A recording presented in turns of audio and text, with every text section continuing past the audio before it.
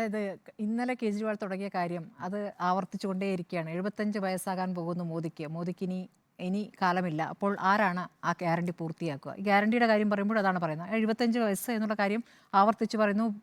ഇന്നലെ പറഞ്ഞതുപോലെ തൊട്ട് പിന്നെ 1 മണിക്ക് വാർത്താ സമ്മേളനം, 2 മണിയോടുകൂടി അമിത്ഷായ്ക്ക് പ്രതികരിക്കേണ്ടി വന്നിരിക്കുന്നു. അപ്പോൾ അടുത്ത വർഷം റിട്ടയർ ആകുമ്പോൾ ആ ഗ്യാരണ്ടി ആര് പൂർത്തിയാക്കുമെന്ന് ചോദിക്കുന്നു. അതിൽ വ്യക്തതയില്ലല്ലോ. എൻ്റെ ഗ്യാരണ്ടി എന്ന് പറഞ്ഞു കഴിഞ്ഞാൽ ഞാൻ നടപ്പാക്കിയ ഗ്യാരണ്ടികളാണ്. പഞ്ചാബിലും അതുപോലെ ഡൽഹിയിലും നടപ്പാക്കിയ കാര്യങ്ങൾ പറയുന്നു. 24 മണിക്കൂർ വൈദ്യുതി, സൗജന്യ വൈദ്യുതി, ഇത് എൻ്റെ ഗ്യാരണ്ടി ആയിരുന്നു. ആ ഗ്യാരണ്ടി ഞാൻ നടപ്പാക്കി. പഞ്ചാബിലും അതുപോലെ തന്നെ നടപ്പാക്കി. അതുപോലെ വിദ്യാഭ്യാസത്തിൻ്റെ നിലവാരം ഉയർത്തുക എന്നുള്ളത് എൻ്റെ ഗ്യാരണ്ടി ആയിരുന്നു. അതും ഞാൻ ഈ 2 സംസ്ഥാനങ്ങൾ നടപ്പാക്കി. അപ്പോൾ നടപ്പാക്കാൻ പറ്റുന്ന കാര്യങ്ങളെ ഞാൻ പറയുകയുള്ളൂ എന്ന് പറയുന്നു.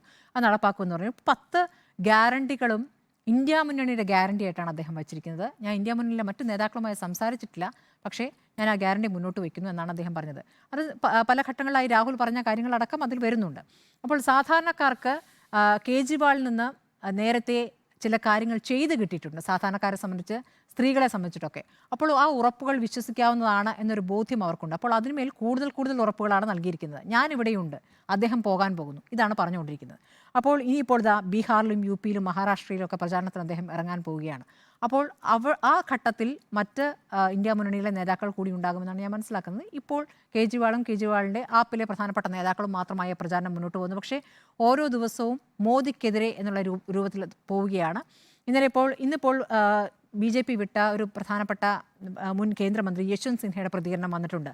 ഈ റിട്ടയർമെൻറ്റ് തീരുമാനമൊക്കെ 2014 ആണ് ഉണ്ടായിരുന്നത്. LK അദ്വാനി അടക്കമുള്ള മുതിർന്ന നേതാക്കളെയൊക്കെ ആ തരത്തിൽ കൊണ്ടുപോകാൻ വേണ്ടി മാർഗനിർദ്ദേശക് മണ്ഡൽ ഉണ്ടാക്കി. അവരൊക്കെ ഇനി അവിടെ പ്രവർത്തിക്കട്ടെ, 75 കഴിഞ്ഞവർ അവിടെ പ്രവർത്തിക്കട്ടെ. അപ്പോൾ മോദിക്ക് അത് ബാധകമല്ലേ എന്നുള്ള ചോദ്യം. ഇന്നിപ്പോൾ അദ്ദേഹത്തിൻ്റെ പ്രതികരണം വന്നു കഴിഞ്ഞിരിക്കുന്നു.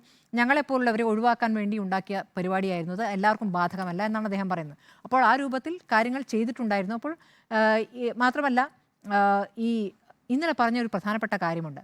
ഗുജറാത്തിലെ 2 നേതാക്കളാണ് BJP ഭരിക്കുന്നത് എന്ന് പറയുമ്പോൾ അപ്പുറത്തുള്ള മറ്റ് നേതാക്കൾ ശ്രദ്ധിക്കൂ, അതാ യോഗി ആദിത്യനാഥ് നിങ്ങൾ ശ്രദ്ധിക്കൂ എന്ന് പറഞ്ഞുകൊണ്ടിരിക്കുകയാണ്. അത് ഒരു അസ്വാരസ്യം അവിടെ ഉണ്ടാക്കുന്നുണ്ട്. അതിനകം തന്നെ നേരത്തെ തന്നെ പ്രശ്നങ്ങൾ ഉണ്ടായിരുന്നവർക്കിടയിൽ ഒന്നുകൂടി ആശയക്കുഴപ്പമുണ്ടാക്കാൻ അത് സഹായിക്കുന്നുണ്ട്. അപ്പോൾ ഇത് പറഞ്ഞുകൊണ്ട് BJPക്കിടയിൽ ഛിദ്രമുണ്ടാക്കുക എന്ന ഉദ്ദേശമാണ് കേജ്രിവാൾ നടത്തുന്നത്. അപ്പോൾ ഇനിയുള്ള ദിവസങ്ങളിലും മോദി തന്നെയാണ് ടാർഗറ്റ്, മോദിക്കെതിരെ തന്നെയാണ് പറഞ്ഞുകൊണ്ടിരിക്കുന്നത്. ഇത് അങ്ങനെ മുന്നോട്ട് കൊണ്ടുപോകും. ഈ പുറത്തുള്ള ദിവസങ്ങൾ അതിന് ഉപയോഗിക്കാൻ തന്നെയാണ് അദ്ദേഹം ഉദ്ദേശിച്ചിട്ടുള്ളത്. അപ്പോൾ ആ ഗ്യാരണ്ടി ജനം വിശ്വസിക്കുമെന്നാണ് കരുതുന്നത്. ഇനിയിപ്പോൾ മനോഹരമായ ദൃശ്യമായി വരേണ്ടത് ഈ ഇന്ത്യ മുന്നണിയിലെ എല്ലാ നേതാക്കളും കേജ്രിവാളും ഒക്കെ ഒരുമിച്ചുള്ള പ്രചാരണമാണ്. അത് വരും ദിവസങ്ങളിൽ കാണാമെന്ന് ഞാൻ പ്രതീക്ഷിക്കുകയാണ്. അങ്ങനെയെങ്കിൽ അത് അതിൻ്റെതായ ഒരു റിസൾട്ട് ഉണ്ടാക്കുമെന്ന് തന്നെയാണ് ഞാൻ കരുതുന്നത്.